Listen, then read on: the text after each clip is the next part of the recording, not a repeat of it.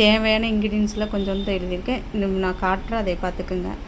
Family bread 2 packet முழுசாக எடுத்துக்கலாம். அதுக்கப்புறம் 1 கிலோ சர்க்கரை எடுத்துக்கிறோம். அதுலேருந்து 50 கிராம் சர்க்கரை எடுத்து 10 ஏலக்காயை போட்டு அரைச்சி வச்சுக்கிறோம் தனியாக.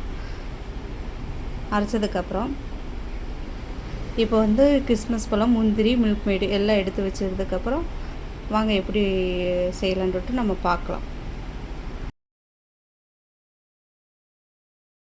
இது தேவையான இன்க்ரீடியன்ஸ் பார்த்துக்குங்க. இது வந்து ப்ரெட்டை வந்து நம்ம ஸ்லைஸ் பண்ணி கட் பண்ணி ஒரு தட்டில் எடுத்து வச்சதுக்கப்புறம் எண்ணெயில் டிப் பண்ண போகிறோம். அதை பார்க்கலாம் வாங்க.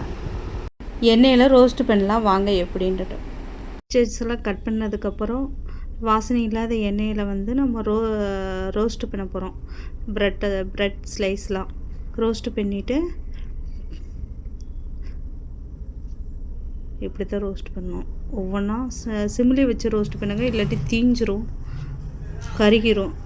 அதனால் வந்து நம்ம மெதுவாக வச்சு தான் நம்ம இது பண்ணுறோம். பொறுமை தான் முக்கியம். இப்படி எடுத்துக்கலாம். பொன்னிறமாக ஆனதுக்கப்புறம் பாருங்கள், இப்படி தான் இந்த பக்குவத்தில் எடுத்து வச்சிட்டிங்கன்னா போதுமானது. நம்ம எண்ணெயெல்லாம் வடிஞ்சதுக்கப்புறம் ரேஞ்சுக்கு எடுத்தால் போதும். பொரிச்சு எடுத்துக்கலாம். பொரிச்சு எடுத்துகிட்டு காட்டுறேன்.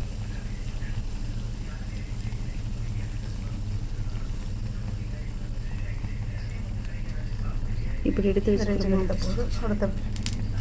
அப்படியே ஒவ்வொன்றா பொரிச்சு எடுத்து வச்சுக்க வேண்டியதான்.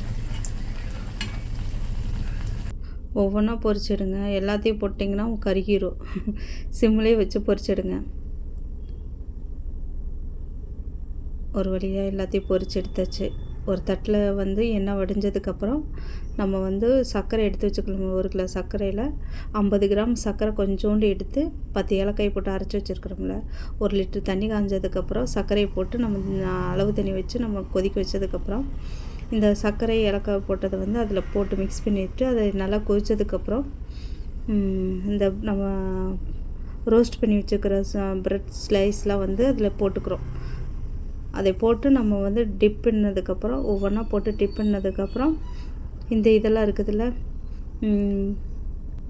இதுக்கு பொறுமை தான் முக்கியம். கொஞ்சம் கொஞ்சமாக போட்டு டிப் பண்ணுங்கள். இப்படி மிக்ஸ் பண்ணதுக்கப்புறம் நல்லா கை விடாமல் மிக்ஸ் பண்ணி விடுங்க.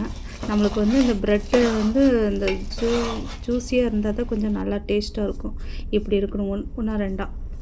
அதுக்கப்புறம் இந்த பக்கம் ஆனதுக்கப்புறம் நம்ம இது கம்பி பதமெல்லாம் தேவையில்லை. நல்லா பாவு நல்லா கொதிச்சதுக்கப்புறம் மில்க் மேடை ஊற்றி நம்ம கொஞ்சம் அது கூடயே நெய் கொஞ்சம் ஊற்றிட்டோம்னா போதும். நல்லா மிக்ஸ் பண்ணி விட்டதுக்கப்புறம் நம்ம நெய்யில் வந்து நம்ம ரோஸ்ட் பண்ண பாதாம் பருப்பு, முந்திரி, அதெல்லாம் கிறிஸ்மஸ் பழம் எல்லாம் போட்டு மேலால் போட்டுக்கலாம். போட்டு கொஞ்ச நேரம் ஆனதுக்கப்புறம் நம்ம கலக்கி விட்டு குழந்தைங்களுக்கு சர்வ் பண்ணலாம். நம்ம ஃபேமிலியோடு உட்காந்து சாப்பிடலாம். நீங்களும் ட்ரை பண்ணி பாருங்கள். எப்படி இருக்குதுன்ட்டு கமெண்ட்டில் சொல்லுங்கள். என் சேனலை சப்ஸ்கிரைப் பண்ணுங்கள். பாய். அஸ்ஸலாமு அலைக்கும்.